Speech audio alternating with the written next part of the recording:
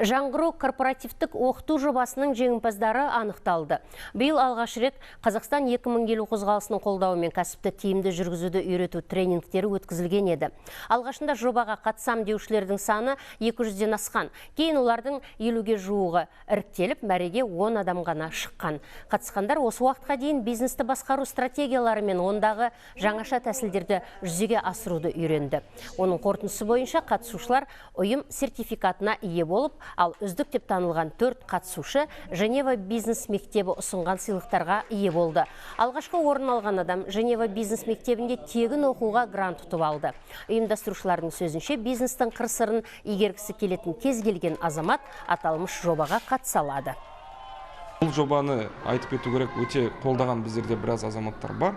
Сондықтан келесі жылға тағы да өтініштер түсіп жатыр. Енді Қазақстан 2000 келу қозғалысының атынан тағы да жоспарымызды құрып, келесі жылда жалғастырамыз деп жоспарлаудамыз.